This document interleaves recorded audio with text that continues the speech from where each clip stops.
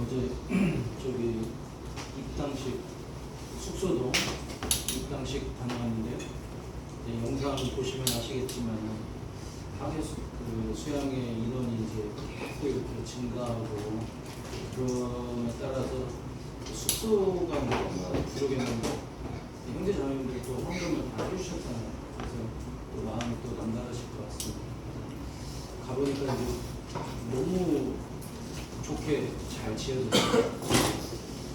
그 태풍으로 이렇게 손실됐던 부분도 지붕 없이 입당식 하나 걱정했었거든요. 밤샘 작업을 했는지 그 전날 이제 문자 받으니까 맞춰줬다고 그러시더라고요. 조익태 목사님 막 속이 수건덩이가 되셨을 텐데 어찌됐건 정말 잘 마무리된 것 같습니다. 그래서 앞으로도 이제 그 귀하게 이제 쓰임 받을 장소가 됐고요. 이제 홍정인 목사님이 그 말씀 하시더라고요. 이 헌금을 투자하는 데 있어가지고 제일 좋은 데는 교회당이나 이런 수양관 지을 때에 헌금 내는 거다. 왜냐하면 거기에서 얼마나 많은 사람들이 모일 거고 얼마나 많은 사람들이 계속 구원을 받을 거냐. 그러니까 구원 받을 때마다 인센티브를 우리는 받는 거라고. 그게 이제 참 마음에 와닿더라고요. 비록 이제 그 수양관의 규모에 비하면 적은 부분이겠지만은 그 모든 것들이 이제 협력해가지고 영혼들을 건지는 데 쓰임을 받을 거라고 생각합니다. 그래서 너무 이제 동참해주신 분들께도 감사드리고 또 함께 참여는 못했지만은 또 마음으로 함께 참여해주신 분들도 앞으로 이제 거기 장소를 통해서 계속해서 구원을 받아갈 수 있게 기도해 주시면 좋겠습니다. 같이 기도하고 성경 공부하겠습니다. 사랑과 은혜가 충만하신 우리 주 아버지 하나님, 저희를 영원한 형벌 가운데에서 구원하여 주신 은혜 진심으로 감사를 드립니다. 주님 앞에 이뤄진 죄인들이었고 또 주님을 모르고 살아갈 때 저희를 사랑해 주셨습니다. 그리고 구원받은 이후에도 저희가 때로는 실수하고 또 길을 잃을 때에 주님께서는 여전히 저희를 사랑하시고 인도해 주시는 은혜에 감사를 드립니다. 저희들 오늘 함께 모여서 말씀을 공부하고자 합니다. 주님이 주시고자 하는 말씀을 잘 받을 수 있도록 도와주시옵시고 또 그 말씀대로 살아갈 수 있도록 도와주시옵소서. 저희가 세상에 살면서 그리스도인이라는 것을 잊지 않도록 도와주시옵소서. 모든 것 주님께 의지하오며 예수님의 이름으로 기도드리옵나이다. 아멘.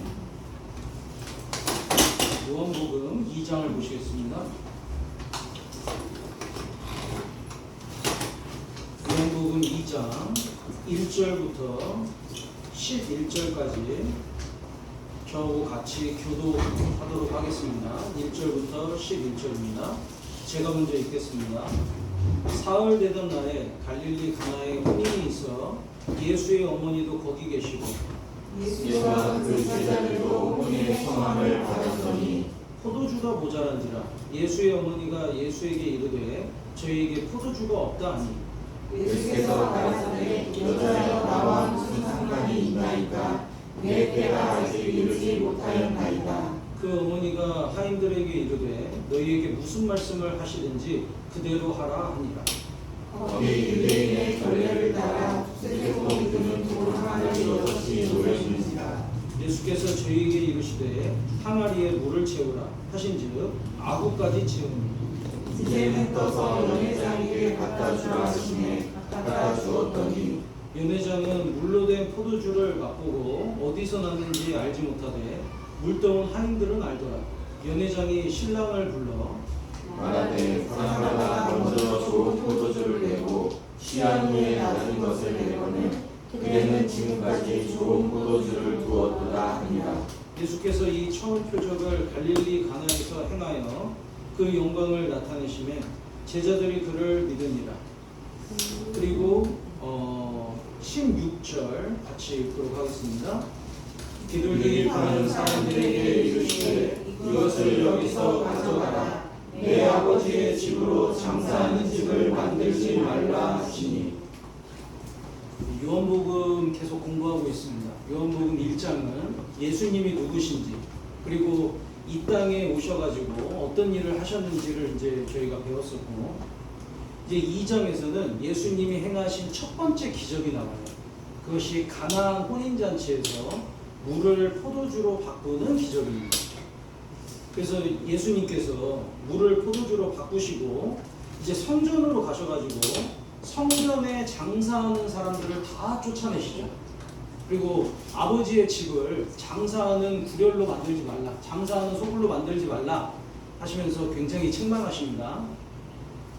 저희가 이제 요한복음 2장을 통해서 오늘 이제 교훈을 받아보고자 합니다. 2장 1절 보시면요, 사흘 되던 날에 갈릴리 가나에 혼인이 있어 예수의 어머니도 거기 계시고 예수와 그 제자들도 혼인의 청함을 받았더니, 그러니까 마리아, 예수님의 어머니 마리아, 그리고 예수님, 그리고 예수님의 제자들이 다 초청을 받았습니다. 같이 참여했어요. 그리고 3절에 포도주가 모자란지라. 이스라엘에서 특히 이제 그 혼인잔치 때 제일 중요한 음식이 포도주입니다. 그래서 이 포도주는 기쁨을 상징하는 거거든요. 그래서 이 포도주가 모자라게 됐다, 그러면 흥이 다 깨지는 거예요. 그리고 이 호스트는 굉장한 책망을 받기도 합니다. 어떻게 이런 잔치를 마련을 했냐고, 포도주도 없는 혼인잔치가 어디 있냐고, 이제 이렇게 책망을 받을 수 있는 상황이거든요. 그래서 이 포도주가 모자란 상황에서 예수님께서 이 항아리에 물을 채우라라고 하시고 그것을 갖다 주라고 하시죠. 그렇게 순종을 하니까 항아리에 있는 물이 포도주로 바뀌잖아요. 그래서 이 모습을 보면 우리 신앙생활에서 어떻게 하면 주님의 역사를 맛볼 수 있는지, 어떻게 하면 하나님의 기적을 맛볼 수 있는지를 볼 수 있다 이겁니다. 첫 번째가 포도주가 모자란지라. 이게 이제 구원받기 전에 우리 인생과 같은 거거든요. 우리 인생은 원래 하나님이 기쁨을 주시려고 하셨어요. 근데 포도주를 잃어버린 격이 있는 거예요. 죄 때문에. 그래서 죄를 지음으로 인해서 참된 기쁨, 참된 행복을 잃어버린 인생이 됐습니다. 그래서 예수님은 우리에게 참된 기쁨과 행복을 주시려고 이 땅에 오신 거거든요. 여기 본문이니까 잡으시고 잠언 14장을 보시겠습니다. 잠언 14장 13절을 보시겠습니다. 이 구절이 진짜 제 구원받기 전의 모습이에요. 아마 공감하시는 분들도 또 있으실 텐데, 13절에 웃을 때에도 마음에 슬픔이 있고 즐거움의 끝에도 근심이 있느니라.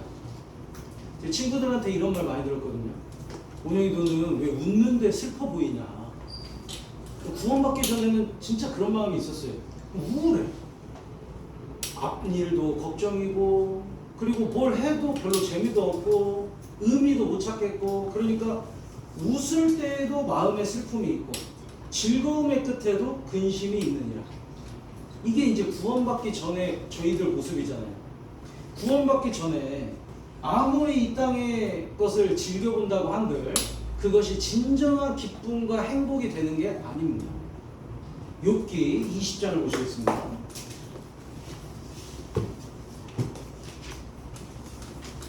욥기 20장 5절입니다. 욥기 20장 5절. 악인의 이기는 자랑도 잠시요 사곡한 자의 즐거움도 잠깐이니라. 악인, 구원받지 않은 사람들이 이겼다 자랑하는데 그것도 잠시뿐이다. 사곡한 자의 즐거움, 이 땅에서 너무 즐겁다라고 얘기하는데 그것도 잠깐뿐이다. 이 땅의 즐거움과 행복은 영원하지 않다는 거예요. 그 어떤 목사님이요, 한 여성분을 이제 전도하려고 구원에 대해서 이렇게 설명을 하셨답니다. 예수님 통해서 구원 받으셔야 한다고. 그러니까 이 여자분이요, 자기는 예수님 필요 없다는 거예요. 얘기 들어보니까 우리 남편이 돈도 잘 벌죠. 저한테 친절하죠. 우리 가족은 너무 행복해요. 그러니까 예수님 따로 필요 없어요. 그랬거든요. 근데 몇 개월 후에 부도가 났대요. 그리고 사고 때문에 남편이 이제 사망한 거예요. 그러니까 풍지박산이 난 거예요. 그러니까 그 말 한 몇 개월 후에 이 일이 다 일어났거든요. 그러니까 1년도 안 갈 행복을 붙잡고 나는 예수님 필요 없다고 얘기한 거예요. 이 땅에서 나는 기쁘다, 나는 행복하다 라고 얘기하는 것이 과연 얼마나 지속될 수 있을까? 그러니까 세상 사람들은 잠깐의 행복을 놓고 난 너무 행복해 얘기하거든요. 잠깐의 기쁨을 놓고 난 너무 즐거워 얘기하거든요. 그런데 그게 영원한 게 아닙니다. 너무 쉽게 끝나버리는 거예요. 그래서 전도서가 마치 포도주가 떨어진 연회장하고 똑같은 거죠. 전도서 1장을 보시겠습니다.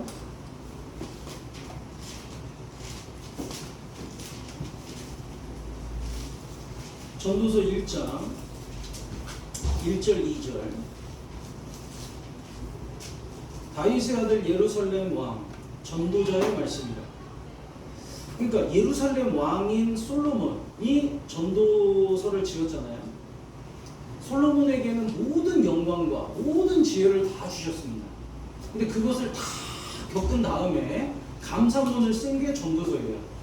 그러니까 모든 세상에서 누릴 수 있는 것을 나보다 더 누린 사람이 누가 있냐? 솔로몬이 그렇게 자랑할 만큼 솔로몬은 모든 걸 다 누렸습니다. 왕이었잖아요. 그리고 보통 왕이 아니었습니다. 솔로몬 한 끼에, 그러니까 식사 한 끼에 밀가루가 90석 소요됐어요. 양은 100마리, 소는 30마리, 사슴, 기러기, 물고기, 기름, 포도주, 각종 과일, 각종 채소, 그게 한 끼에 소요된 양이거든요. 그럼 점심 때 또 그만큼 준비하는 거예요. 그걸 몇 끼 그렇게 먹었어요. 그런데 다 먹고 또 아내와 첩이 1000명이었죠. 그렇게 많은 여인들과 살았는데 다 겪은 다음에 2절에 전도자가 가로되 헛되고 헛되며 헛되고 헛되니 모든 것이 헛되도다. 그 모든 것들이 잠깐이더라. 그때 잠깐은 행복한 줄 알았는데 지나고 보니까 또 행복하지 않더라. 그때 잠깐은 기쁨인 줄 알았는데 지나고 보니까 진짜 기쁘진 않더라. 다 헛되다라는 거예요. 전도서 2장 24절을 보시겠습니다. 진정한 행복은 어디에 있냐? 영원히 행복한 것이 진정한 행복이더라. 그 말을 합니다. 24절에 같이 읽겠습니다. 사람이 먹고 마시며 수고하는 가운데서 심령으로 낙을 누리게 하는 것보다 나은 것이 없나니 내가 이것도 본즉 하나님의 손에서 나는 것이로다. 그냥 단순히 먹고 마시는 즐거움이 아니라 심령의 낙을 누리게 하는 것, 영원히 진짜 행복한 것, 영혼의 기쁨, 이것만큼 기쁨이 없더라. 그 미국에서 사형수가 죽기 전에요. 그 아시죠? 사형수가 죽기 전에 자기가 원하는 마지막 한 끼를 먹을 수 있게 해요. 우리나라도 그런지 모르겠어요. 근데 제가 이제 그 포토그래퍼가 그 사형수의 마지막 식사라고 해가지고 사진 찍어놓은 거 봤거든요. 어떤 사람은 토스트, 어떤 사람은 그 치킨, 어떤 사람은 랍스터. 그러니까 이제 뭐 별의별 거 다 시키는 거예요. 근데 제가 이제 교도관한테 들었습니다. 그 제 동기 목사님 중에 한 분이 교도관이에요. 절대 사형 집행 당일날이 언젠지를 절대 얘기 안 한대요. 왜냐면 그걸 얘기하는 순간 역시 나가버려요. 나머지 인생을요 너무너무 두렵게 사는 거예요. 그러니까 사형 집행 날 이쪽으로 가면 사형 집행, 이쪽으로 가면 그냥 이제 운동장. 근데 다 이쪽으로 가는데 이쪽으로 가자고 하는 거예요. 그럼 다리가 풀려버려요. 그 마지막 한 끼 이제 먹잖아요. 그럼 어떻게 먹을까요? 이러면서 랍스터여도 그 맛을 느낄 수 있어. 정말 그 한 끼를 즐길 수 있을까요, 없을까요? 못 즐기는 거예요. 왜? 이거 끝나면 이제 사형 당하는 거예요. 이제 자기 인생이 끝나는 거예요. 그러니까 아무리 좋은 산의 진미여도 즐길 수가 없습니다. 근데 만약에요, 딱 그렇게 마지막 식사 하는데 사면 용서받았다. 그러면요, 이제 랍스터가 문제가 아니에요. 랍스터 안 먹어도 그냥 밥만 먹어도 너무 맛있는 거예요. 물만 마셔도 너무 달콤한 거예요. 왜? 이제 살았거든요.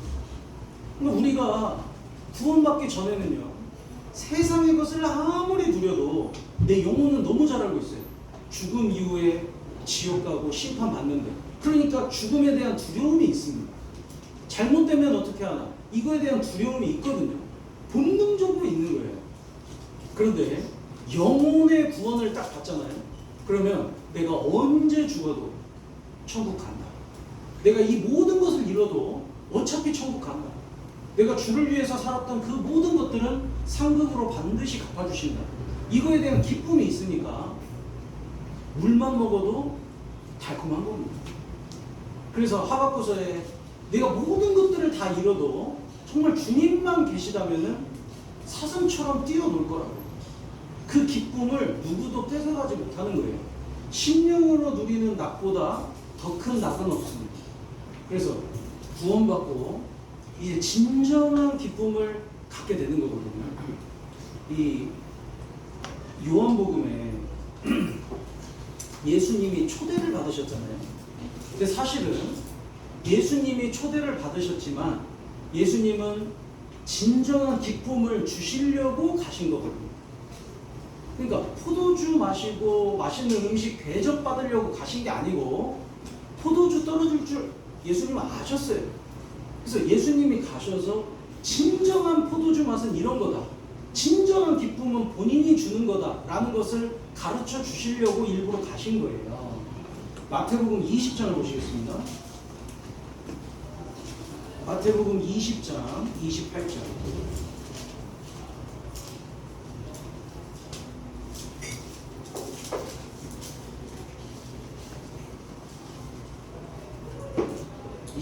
제가 읽겠습니다.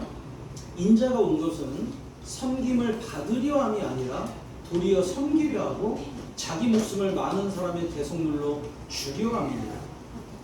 여기 중요한 단어가요, 받으려 함이 아니라 주려 함이니라 이거예요. 그러니까 예수님은 이 땅에 받으러 오신 것이 아니고 주러 오셨습니다. 혼인잔치에 포도주가 떨어졌어요. 기쁨이 사라졌어요. 어떤 걸로도 이 포도주를 대체할 수가 없는 거예요. 아, 죄송합니다. 포도주가 떨어졌으니까 그냥 물 드시죠. 안 됩니다. 아, 커피 대접해드릴 테니까 커피로 만족하세요. 안 되는 거예요. 혼인잔치에는 반드시 포도주인 거거든요. 이 포도주를 줄 수 있는 분은 예수님밖에 없었던 거예요. 그러니까 우리 인생에서 진정한 기쁨은 누구밖에 주실 수가 없었냐? 예수님밖에 주실 수가 없었거든요. 그래서 우리가 많은 사람들이 착각을 하는 게 우리가 뭔가를 예수님께 드리는 것을 먼저 생각해요. 예수님께 먼저 받을 거는 생각 안 하고 먼저 뭔가를 할 걸 생각하거든요. 그래서 지금 우리 시대의 기독교인들의 제일 큰 문제가 뭔지 아십니까? 받은 적이 없는데 계속 드리겠대요. 그 베드로 사도가 예수님이 십자가에서 죽으신다고 하니까, 그리고 너희들이 나를 부인하고 다 떠날 거라고 하니까 예수님 그런 말씀 하지 마십시오. 이 사람들 다 떠나도 저는 주님을 떠나지 않겠습니다. 저는 주님을 위해서 죽을 준비가 되어 있습니다. 예수님이 네가 다 굴기 전에 나를 3번 부인하리라 말씀하셨잖아요. 베드로는 죽겠다고 얘기하는데 예수님은 그 마음 안 받아주셨어요. 왜 그럴까요? 내가 너를 위해서 안 죽었는데 네가 감히 나를 위해서 죽을 수 있겠다는 거니? 하나님께 받은 적이 없는 사람이 감히 뭔가를 하나님께 먼저 드리겠다고요? 그 하나님이 받으시지 않으시는 거예요. 그리고 받은 적이 없는데 드릴 것도 없습니다. 그 결국에는 베드로가 어떻게 됐어요? 예수님 3번 부인했잖아요. 근데 예수님이 다시 찾아오셨죠. 그리고 예수님의 사랑을 보여주셨습니다. 예수님의 사랑을 받았어요. 그 다음에는 십자가에 거꾸로 매달려 죽을 때까지 예수님을 따랐습니다. 예수님의 사랑을 받으니까 드릴 수 있었잖아요. 예수님 통해서 구원을 받으니까 예수님을 위해서 죽을 수도 있었잖아요. 그 죽음을 예수님은 받아주셨잖아요. 그러니까 받은 적이 없는데 드리려고 하는 게 문제입니다. 요즘 시대에 구원받은 적이 없는데 주님을 위해서 살겠대요. 그게 문제인 거예요. 주님은 구원부터 받아라. 죄부터 용서받아라. 그래야 그 기쁨으로 주님을 위해서 살 수 있다고 얘기하시는 겁니다. 우리 신앙생활에서도 마찬가지입니다. 받지를 않아요. 그러니까 드릴 때 너무 힘든 겁니다. 주님께 은혜를 받으면, 주님의 사랑을 계속 받으면 주님께 드리고 싶은 마음이 점점 커져서 드리는 게 그렇게 어려운 게 아니거든요. 그런데 받은 적이 받지를 않으면 드리는 게 너무 힘듭니다. 마르다와 마리아가 있었죠. 마르다가 예수님을 초대합니다. 그래서 예수님을 위해서 음식을 장만해요. 만약에 예수님이 우리 집에 오신다. 그럼 뭘 준비하시겠어요? 그냥 물? 미역국. 네, 뭐 미역국. 뭐 미역국만 준비할까요? 우리가 할 수 있는 거 다 준비할 거 아니에요. 예수님 뭐 좋아하실지 모르니까 막 준비해가지고 다 드리고 싶을 거 아니에요. 마르다도 그런 마음이었습니다. 다 드리고 싶은 거예요. 그래서 여러 가지 음식을 준비하는데 이게 뜻대로 돼야 말이죠. 마음은 분주해. 근데 아무도 안 도와줘. 그러니까 짜증이 났습니다.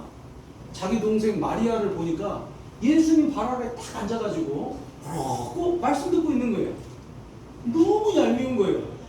이제는 마리아한테 계속 말씀하는 예수님도 미워요. 그래서 예수님 뭐라고 했다고 돼 있잖아요. 예수님 마리아한테 얘기해가지고 저를 왜 안 돕게 만드십니까? 그러니까 누가 초대했습니까? 마르다. 근데 지금 누구한테 마르다는 예수님을 이제 뭐라고 하고 있는 거예요. 자기가 초대를 해놓고 자기가 음식 장만하다가 짜증이 나서 예수님께 화풀이 하고 있습니다. 받은 적이 없잖아요. 그러니까 예수님을 위해서 뭔가를 하는 데 있어가지고 힘이 없는 거예요. 그런데 마리아는 예수님의 말씀을 받습니다. 나중에 향유옥합을 누가 깨트리냐? 마리아가 깨트리잖아요. 예수님의 장사를 누가 준비하냐? 마리아가 준비합니다. 그러니까 더 큰 희생은 누가 하냐면 받은 사람. 누가 예수님을 위해서 죽을 수 있냐? 받은 사람. 누가 예수님을 위해서 끝까지 일할 수 있냐? 계속 받는 사람. 그래서 구원을 안 받은 사람은 예수님을 위해서 살 수가 없어요. 예수님 받지도 않으십니다. 구원을 먼저 받아야 하고, 그리고 매일같이 주님의 은혜를 받는 사람이 주를 위해서 살아갈 수 있게 되는 겁니다. 그래서 먼저 받으라고 하시는 거예요. 주님은 주시려고 오신 거예요. 그래서 쓴 인생이 달게 바뀌는 겁니다. 요한복음 2장으로 돌아오겠습니다. 요한복음 2장. 요한복음 2장 마크를 해놓으시면 좋겠습니다.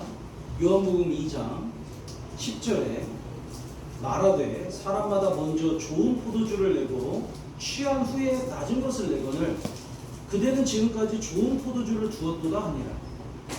여기 보시면은 연회장에서 먼저는 좋은 포도주를 대접합니다. 근데 사람들이 취하잖아요. 그러면 나쁜 포도주. 왜냐면 어차피 맛을 몰라요. 그런데 예수님이 물을 포도주로 바꾸신 다음에 그 포도주를 이제 딱 대접을 하니까 사람들이 아니 전혀 반대로 여태까지 이렇게 좋은 포도주를 남겨놨어? 맛보니까 너무 좋은 거예요. 이게 사탄의 방법과 하나님의 방법이 너무 다르다는 것을 보여주는 겁니다.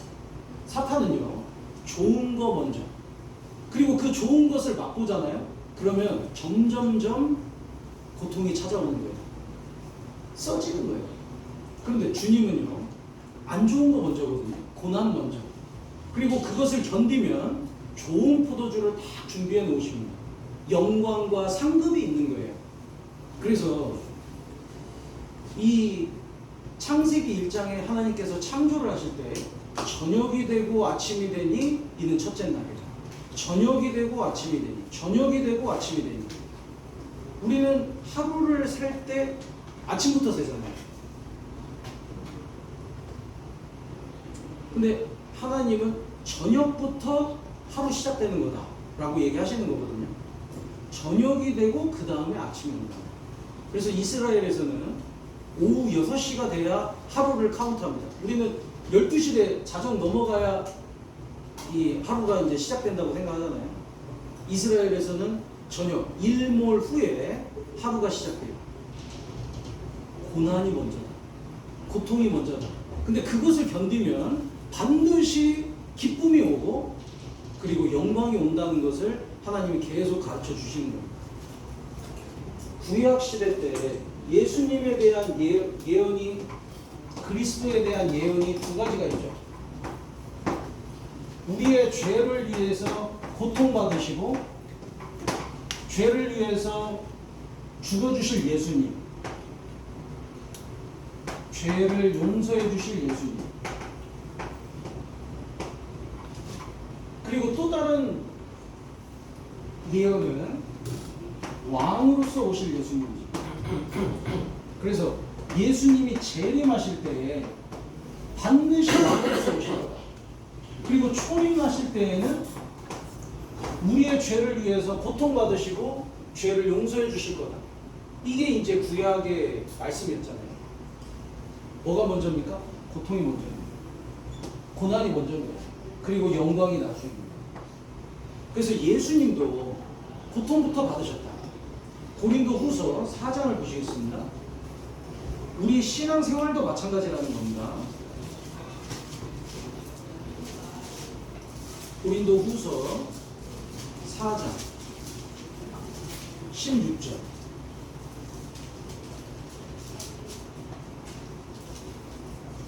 그러므로 우리가 낙심하지 아니하노니 겉사람은 후패하나 우리의 속은 날로 새롭도다.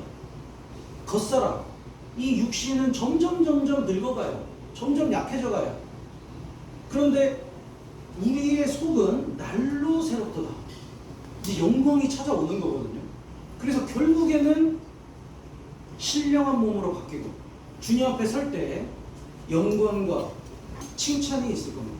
17절에 우리의 잠시 밟는 환난에 경한 것이 지극히 크고 영원한 영광에 준한 것을 우리에게 이루게 하리니 우리의 돌아보는 것은 보이는 것이 아니요 보이지 않는 것이니 보이는 것은 잠깐이요 보이지 않는 것은 영원함이니라.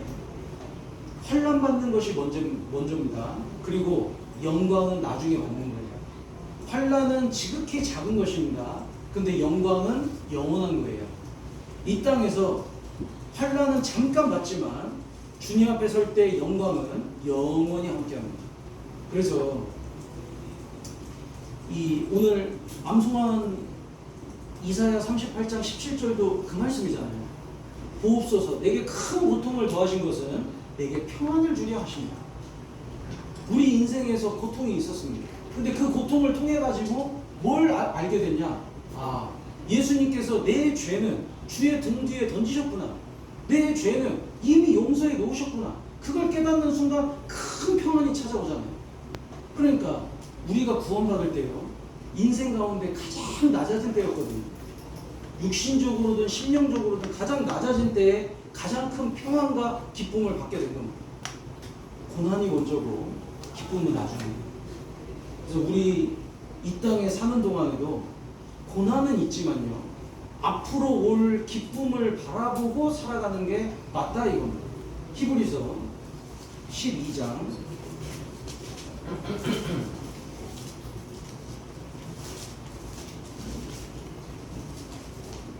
히브리서 12장 2절입니다. 12장 2절 믿음의 주요 또 온전케 하시는 이인 예수를 바라보자. 저는 그 앞에 있는 즐거움을 위하여 십자가를 참으사 부끄러움을 개의치 아니하시더니 하나님 보좌 우편에 앉으셨느니라. 예수님이 십자가에서 고난받으셨습니다. 너무 부끄러워졌어요. 그 영화나 뭐 그림에는 예수님이 이렇게 속옷은 입고 계시잖아요. 근데 문헌에 보면은 다 발가벗겼다고 되어 있습니다. 그러니까 죄인들을 완전히 수치스럽게 만드는 거예요. 예수님이 그런 부끄러움을 개의치 않으셨어요. 고난을 받으셨지만 어떻게 참을 수 있었냐? 그 앞에 있는 즐거움을 위하여 참았다고 되어 있습니다. 그 즐거움이 뭡니까? 우리가 구원받을 거예요. 내가 이 고통 견디면 결국에는 모든 죄인들이 죄 용서받고 천국 갈 수 있겠지. 그것 때문에 예수님은 참으신 거예요. 그리고 이제 하나님 보좌 우편에 앉으셨습니다. 영광스럽게 되셨죠? 저희도 이 예수님을 바라보라는 거예요. 그 말은 뭡니까? 앞으로 올 기쁨, 그걸 바라보고 참으라는 거예요. 주님 앞에 계속 기도하고 계속 전도하면 전도가 너무나도 어렵지만은 결국에는 우리 가족들 구원받게 되겠지. 그 즐거움을 바라보고 참으라고 하셨습니다. 13장 13절을 보시겠습니다. 히브리서 13장 13절. 그런즉 우리는 그 능욕을 지고 영문 밖으로 그에게 나아가자. 영문 밖이라는 것은 그 당시에 예루살렘 성이 이제 영문 아닌 거예요. 영문 밖은 예수님이 십자가를 지고 골고다 언덕으로 가셨습니다. 우리도 영문 안에 있을 것이 아니라 영문 밖으로 그에게 나아가자. 주님과 함께 고난을 같이 받자 이겁니다. 왜? 앞으로 올 즐거움이 있고 영광이 있기 때문입니다. 요한복음 다시 돌아보겠습니다. 요한복음 2장 7절. 예수께서 저희에게 이르시되 항아리에 물을 채우라 하신즉 아구까지 채우니 이제는 떠서 연회장에게 갖다 주라 하시매 갖다 주었더니 연회장은 물로 된 포도주를 맛보고 어디서 났는지 알지 못하되. 여기 물이 포도주가 되기 전에 예수님이 명령하신 게 두 가지죠. 첫 번째는 항아리에 물을 채우라. 두 번째는 떠서 연회장에게 갖다 주라. 두 가지잖아요. 그 두 가지에 순종했을 때 물이 포도주가 됐습니다. 기적이 일어난 거예요. 그러니까 이 두 가지에 저희도 순종을 하면은 주님의 기적을 맛볼 수 있다 이거거든요. 여기 항아리에 물을 채우라. 이 항아리는 고린도후서 4장에 보면은 이 보배를 우리 질그릇에 가졌으니 라고 하셨잖아요. 이 육신입니다. 육신. 그리고 물은 이제 여러 가지를 상징하는데 에베소서 5장에 보면은 곧 물로 씻어 말씀으로 깨끗하게 하사 거룩하게 하시고, 물이 이제 말씀이라고 하셨어요.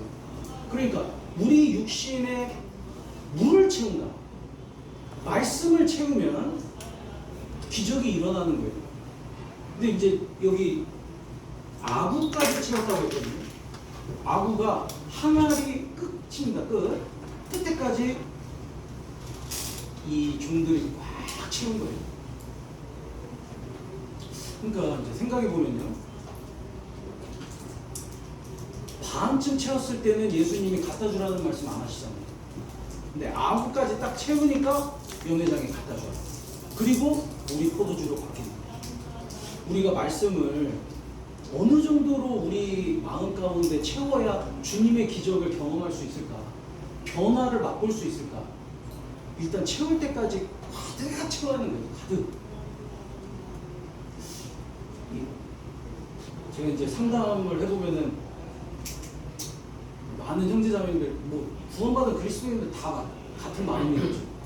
주님께 쓰임 받고자 하는 마음이 있잖아요. 근데 그 마음에 비해서 너무 시간을 주님께 안 드려요. 그러니까 안 받게 됩니다. 저는 정말 주님께 쓰임받고 싶습니다. 정말 이 죄 끊고 싶습니다. 진짜예요. 근데 얼만큼 주를 위해서 시간을 들이냐? 너무 안 드리는 거예요. 얼만큼 내 삶의 말씀으로 채우고 있냐? 말씀을 읽는데, 말씀을 공부하는데, 말씀을 채우는데 너무 소홀한 거예요. 그런데 마음은 크거든요. 하나님은 이만한 걸 준비했는데 안 채우니까 변화는 없습니다. 안 채우니까 기적이 안 일어나요. 여기 보시면은 6절에 거기 유대인의 결례를 따라 두세 통 되는 돌 항아리 6이 놓였는지라. 여기 영어로 보시면요. Now there were set there 6 water pots of stone according to the manner of purification of the Jews, containing 20 or 30 gallons of piece. 그러니까 한 항아리가 20에서 30 갤론이 된다 이겁니다. 그죠? 20에서 30 갤론이면요. 76리터에서 113리터예요. 한 항아리가 약 100리터입니다. 100리터. 그러면 채우는데 얼마나 시간이 걸릴까요? 시간이 오래 걸리는 거예요. 여러 번 왔다 갔다 해야 하는 거예요. 열심히 채워야 하는 거예요. 그래야 6 항아리를 다 아구까지 꽉 채울 수가 있습니다. 그러니까 시간을 들였어요. 노력을 했어요. 그때 비로소 예수님이 연회장에 물을 떠서 갖다 주라고 했잖아요. 저희가 신앙적으로 성장은 하고 싶은데 말씀을 공부하는데 시간을 너무 안 드립니다. 주님께 쓰임은 받고 싶고 내 삶의 변화는 보고 싶은데 성경을 읽고 성경을 배우고 내 마음을 말씀으로 채우는 데에는 너무 소홀한 거예요. 그러니까 주님이요. 아직도 그 물을 떠서 연회장에 갖다 주라라는 명령을 안 내리고 계신 거잖아요. 저희가 정말 주님께 쓰임받고 싶다면요. 우리의 마음에 주님의 사랑으로 채우고 기도로 채우고 말씀으로 채워야 합니다.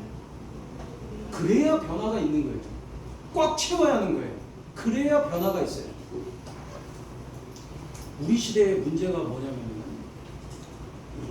사람들의 입맛이 바뀐다 이겁니다. 이사야 5장을 보시겠습니다. 이사야 5장. 여기 중요한 구절이 있는데 이사야 5장 20절입니다.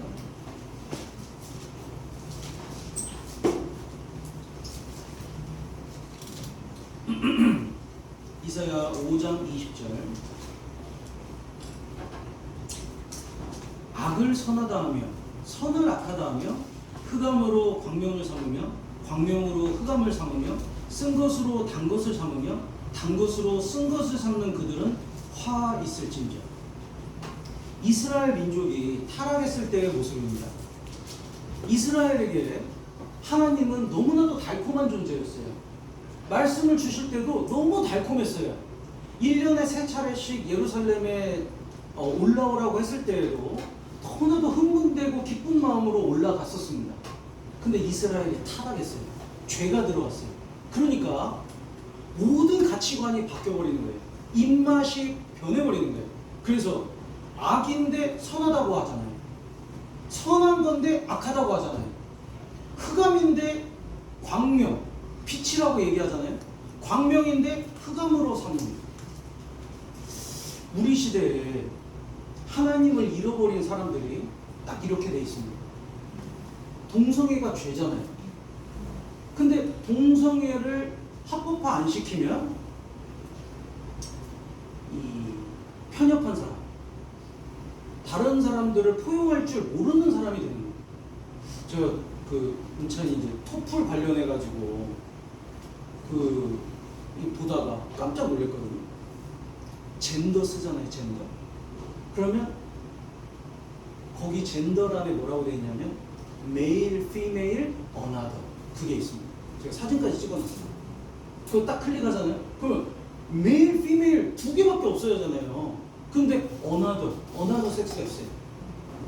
나는 여자 몸으로 태어났지만 남자라고 생각해.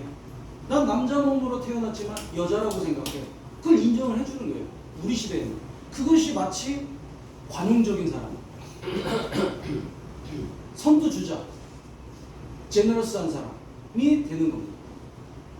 그러지 않은 사람은 편협한 사람, 너무 이 외골수적인 사람이 되는 겁니다. 악을 선하다 하면 선을 악하다 하잖아요. 그리고 이스라엘 민족에게 말씀은 너무너무 단 거였어요. 하나님과의 교제는 너무 스윗했어요. 그런데 죄를 짓고 세상의 것들이 마음속에 들어오니까 쓴 것으로 단 것을 삼으며 단 것으로 쓴 것을 삼는 그들은 화 있을진저 단 것이 쓴 것이 되어버렸어요. 그래서 하나님의 말씀이 부담이 돼요. 더 이상 달지 않아요. 우리 신앙생활도 마찬가지입니다. 입맛이 중요해요. 입맛이. 말씀으로 나를 가득 채우라고 하셨는데, 그래서 우리가 처음에 구원받고 말씀이 진짜 달았거든요. 성경 읽는 것도 기뻤고, 그 다음에 또 무슨 말씀일까 궁금했고, 교제하는 것도 너무 기뻤습니다. 설교를 듣는 것도 너무 기뻤어요. 달았어요. 근데 어느 순간 죄가 들어오고 세상이 들어오면서요, 이게 써져요. 입맛이 바뀌어요. 정상적인 입맛을 갖고 있는 게 얼마나 다행이에요. 이 사람이 입맛이 바뀌면 굉장히 위험한 겁니다. 음식을 먹었는데 이게 썩었어요. 근데 맛을 못 느껴요.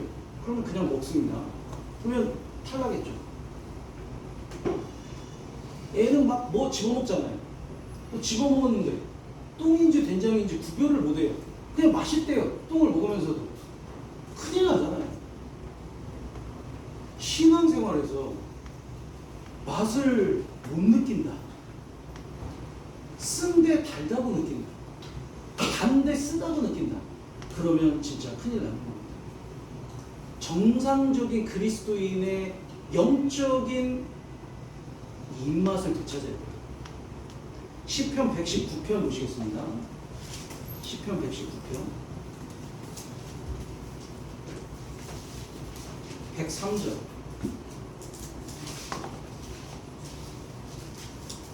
103절 같이 읽겠습니다. 주의 말씀의 맛이 내게 어찌 그리 단지요 내 입에 꿀보다 더하리이다. 이스라엘 민족은 자녀들에게 말씀이 꿀보다 달다는 이 말씀을 가르쳐 주려고 진짜 꿀을 바른대요. 그리고 할게 만든대요. 그래서 야, 성경 말씀이 이렇게 단 거야. 물리적으로 가르쳐 주는 거예요. 이 말씀을 가깝게 하려고. 저희가 성경을 읽으면서 이 말씀 진짜 너무 달다. 설교를 들으면서 더 듣고 싶다. 너무 달다. 이 맛을 잃어버리면 신앙이 병들게 돼 있는 거예요.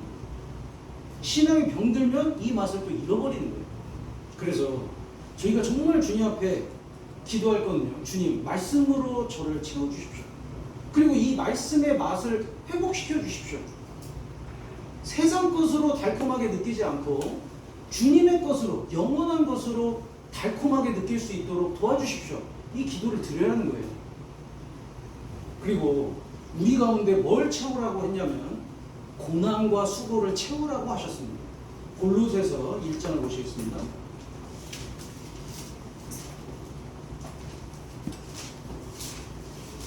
골로새서 1장 24절.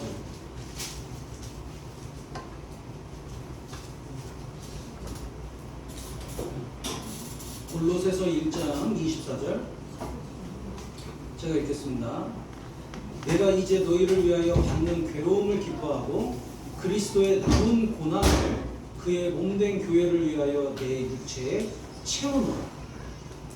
우리 가운데 무엇을 채워야 하냐? 기도를 채워야 하고 주님의 사랑을 채워야 하고 또 말씀을 채워야 하고 그리고 꼭 잊지 말아야 할 것은 주님을 위한 고난으로 우리 육체를 채워야 하는 거예요. 그러면 우리 포도주가 되는 기적을 진짜 맛보게 됩니다. 이 제일 좋은 예가 사무엘하 23장에 있는 거예요. 사무엘하 23장 한번 보세요. 사무엘하 23장. 사무엘하 23장에는 다윗을 도왔던 용사들의 목록이 나옵니다.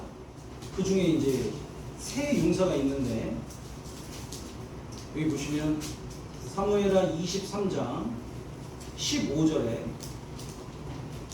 다윗이 사모하여 가로되 베들레헴 성문 곁 우물물을 누가 나로 마시게 할꼬 하면 다윗의 고향이 베들레헴이죠. 이때 당시는 베들레헴이 이 블레셋 군대들에게 점령을 당한 시기인 거예요.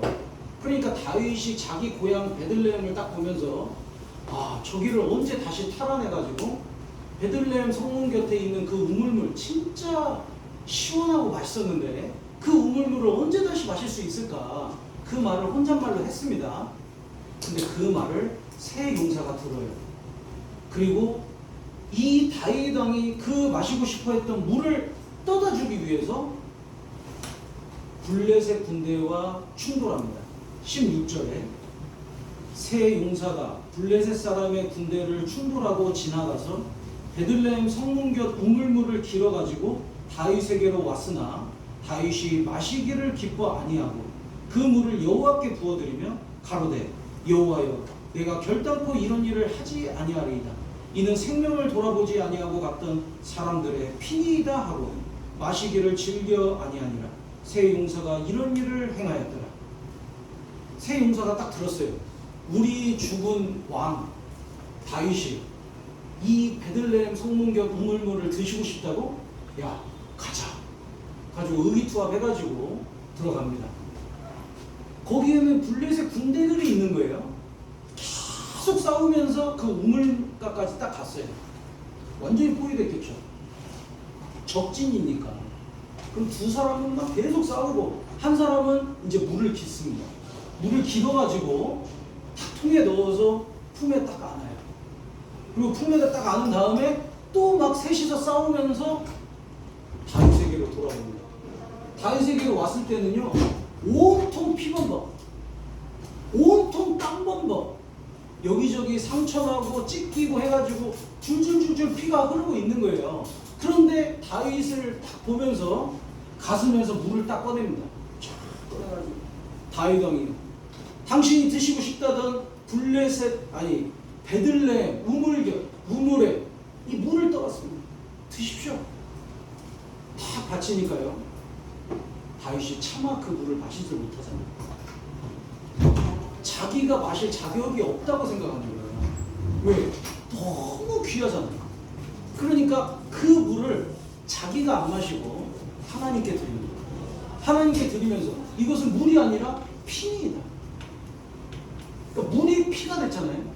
물이 포도주가 되는 것처럼 물이 왜 피가 됐냐? 이 세 용사의 죽기를 두려워하지 않고 주님께 바쳤던 희생 때문입니다. 그러니까 저희가요, 복음 전하기 위해서 먼 곳까지도 가잖아요.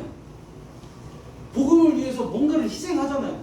그러면 그 희생이 물질이든 시간이든 그 어떤 거든 주님을 기쁘시게 하기 위해서 드렸던 그 어떤 것이라면 주님이요, 그거를 피로 바꿔주시는 거예요. 그거를 포도주로 바꾸시는 거예요. 기적이 일어납니다. 저희가 돈을 어떻게 천국으로 보내요? 시간을 어떻게 천국으로 보내요? 근데 보낼 수 있는 기적이 일어나는 거예요. 그걸 주님 위해서 쓰면은 주님이 피로든 포도주로든 바꿔주시는 거잖아요. 그러니까 어떻게 해야 주님의 기적을 맛볼 수 있냐? 말씀을 채우면 그것이 바뀌어가지고 우리의 신앙생활에 힘이 됩니다. 우리 삶의 변화를 만들어내는 거예요. 그리고 우리 삶 가운데 주님을 위한 수고와 고난을 채우면은 그것이 영원한 상급과 주님이 기뻐하시는 기쁨으로 바꿔주시는 거거든요. 그게 기적이 아니면 뭐겠어요? 요한복음 돌아보겠습니다.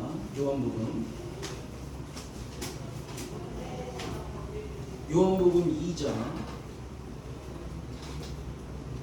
8절에 7절 보시면 예수께서 저희에게 이르시되 항아리에 물을 채우라 하시니 아구까지 채우니. 항아리에 물을 채운 건 누굽니까? 예수님이에요, 종들이에요? 종들이 했잖아요. 연회장에 8절에 이제는 떠서 연회장에게 갖다 주라 하심에 갖다 주었더니, 갖다 준 것도 누굽니까? 종들이 했잖아요. 근데 물을 포도주로 바꾼 분은 예수님이잖아요. 그러니까 인간이 할 일이 있고 주님이 하시는 일이 있다 이겁니다. 아구까지 채우는 건 우리가 해야 하는 거예요. 갖다 주는 것도 우리가 해야 하는 거예요. 그런데 기적은 주님이 이루어 주십니다. 말씀을 읽는 거는 우리가 해야 하는 거예요. 말씀을 공부하는 거는 우리가 해야 하는 거예요. 희생하는 거 우리가 해야 하는 거예요. 말씀을 채워가지고 그거를 갖다 줘라. 말씀을 전하는 것도 우리가 해야 하는 거예요. 그런데 지옥 갈 영혼이 구원을 받게 만들어요. 우리의 삶에서 열매를 거두게 하세요. 끊을 수 없는 죄를 끊게 만드세요. 그거는 주님이 해주신다 이거. 그래서 우리가 해야 할 일을 안 하고 있는데 주님이 해주실 일을 기대하는 것은 맞지 않습니다. 우리가 해야 할 일을 할 때 주님도 주님이 하실 일을 하시는 거예요. 그래서 순종이 주님의 기적을 또 만들어내는 겁니다. 이 종들이 계속 순종했잖아요.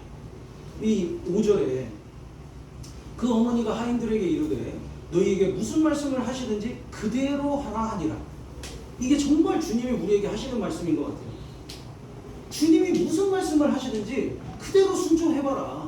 어떤 일이 벌어지는지 한번 봐라. 그대로 해봐라. 말씀 채우라고 하면 채우고, 전도하라고 하면 전도해보고, 정말 주를 위해서 진짜 순종을 해보면은 어떤 일이 벌어지는지 경험해봐라.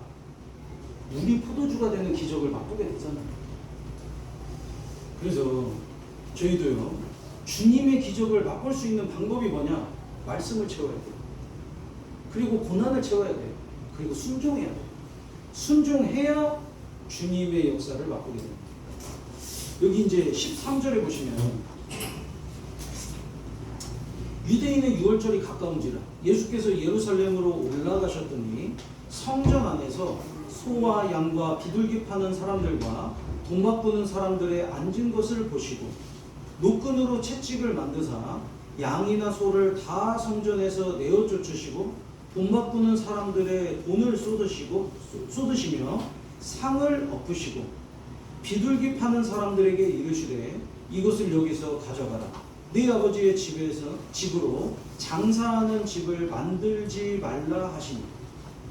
이제 배경을 좀 아시면요. 이 당시에 솔로몬 성전이 있었습니다. 지성소가 있고 성소가 있어요. 여기 이쪽 지역을 이방인의 뜰이라고 불렀어요.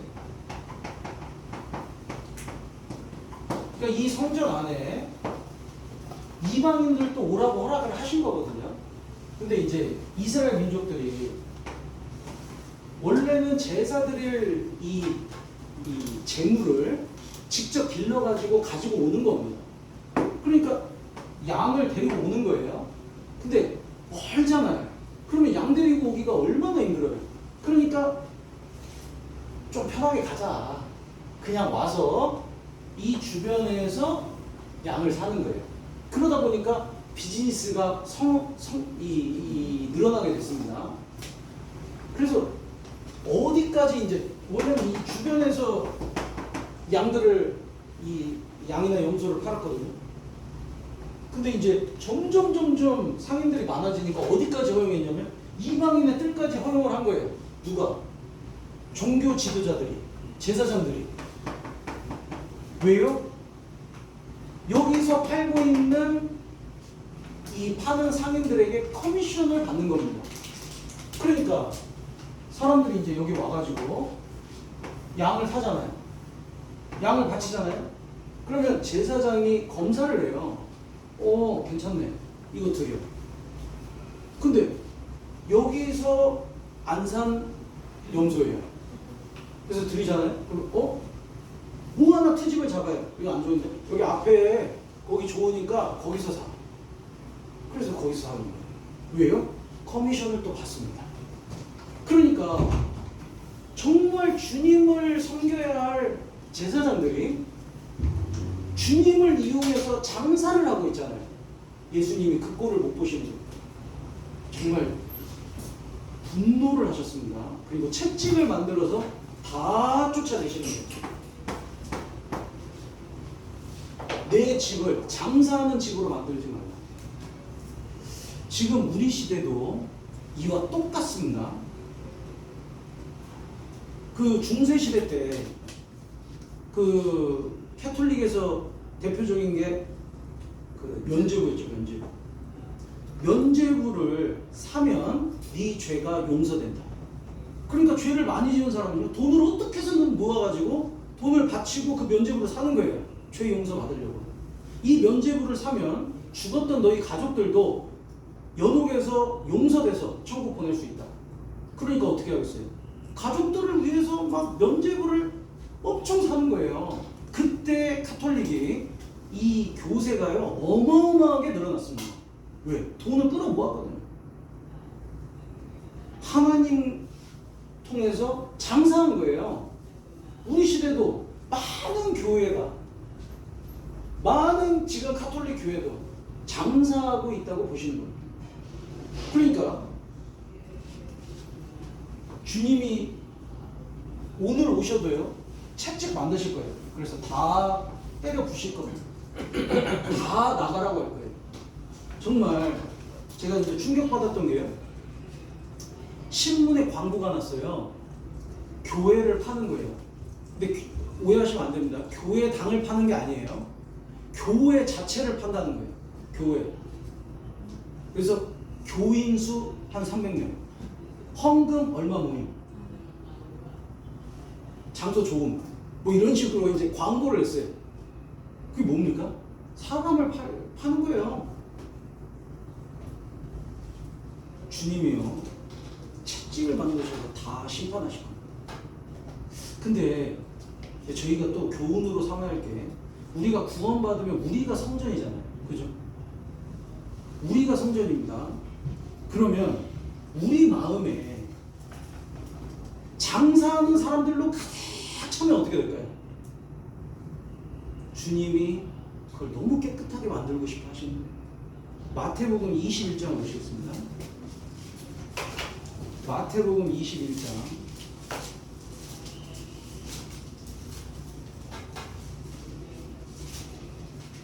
12절. 마태복음 21장 12절. 예수께서 성전에 들어가사 성전 안에서 매매하는 모든 자를 내어 쫓으시며 돈 바꾸는 자들의 상과 비둘기 파는 자들의 의자를 둘러 엎으시고, 13절 같이 읽겠습니다.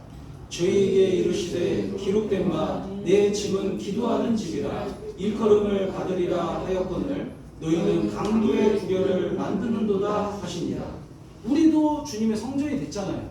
그러면 강도의 구별 만들지 말아라. 기도하는 집이지 않냐? 기도하는 집. 그러니까 우리 마음속에 기도를 채워야 하고 말씀을 채워야 하고 주님의 사랑을 채워야 하는데, 이걸 안 채우고 오로지 어떻게 하면 돈을 더 벌까, 어떻게 하면 더 즐기고 살까, 이걸 채운다면 주님은요 바꾸시길 원하시는 거예요. 갈아엎으시길 원하시는 거예요. 그래서 우리 마음에 무엇을 채울 거냐에 따라서 우리의 신앙생활도 바뀌게끔 돼 있습니다. 그래서 아구까지 채우고 어느 정도만 채우지 말고 꽉 채우라고. 그러면 변화가 있는 거예요. 그래서 저희가요 바쁘실 때는 교회당에 오실 수가 없을 수도 있겠죠, 수요일 때. 근데 꼭 수요 말씀을 들으시면 좋겠습니다. 어디에 있든 간에 수요 말씀을 들을 수는 있잖아요. 이동하면서든 집에서든. 근데 나와서 들으면 제일 좋은 거고, 혹 올 수 없는 상황이 되더라도 수요 말씀 들어야 돼요. 그래서 우리는 시간을 조금 더 썼으면 좋겠습니다. 말씀을 읽는데, 말씀을 듣는데, 말씀을 공부하고 주님의 성전을 기도로 더 채우고. 장사하는 집을 만들지 말라고 하셨잖아요. 그래서 우리가 이제 신앙생활에서요 요한복음 2장을 보시면 다시 돌아보겠습니다. 요한복음 2장. 그래서 7절, 8절 같이 읽고 마치겠습니다. 예수께서 저희에게 이르시되 항아리에 물을 채우라 하신즉 아구까지 채우니 이제는 떠서 연회장에게 갖다 주라 하시매 갖다 주었더니 그랬더니 물이 포도주가 되는 거예요. 그래서 저희 삶에서 정말 변화를 맛보고 싶고 주님의 역사를 맛보고 싶다면요, 말씀을 아구까지 채우면 좋겠어요. 같이 기도하겠습니다. 하나님 아버지 감사합니다. 주님 말씀을 저희에게 주시고 또 이 말씀을 통해서 저희의 삶에 변화를 주심에 감사를 드립니다. 저희가 더욱 주님의 말씀을 사모하고 신앙적인 입맛을 잃지 않도록 주님 도와주시옵소서. 주님의 말씀이 그 어떤 것보다도 달콤할 수 있기를 간절히 소원합니다. 또한 주님, 저희의 삶을 통해서 더 많은 영혼들이 구원받고 주님께 영광이 될 수 있기를 간절히 소원합니다. 저희 마음속에 혹 부족한 부분 또 다른 부분들이 들어와 있거든 주님의 말씀과 주님의 말씀으로 변화시켜 주시기를 간구드립니다. 저희 삶 속에 더욱 말씀과 기도를 채울 수 있도록 도와주시옵소서. 이 모든 기도 우리 주 예수 그리스도 이름으로 기도드리옵나이다. 아멘.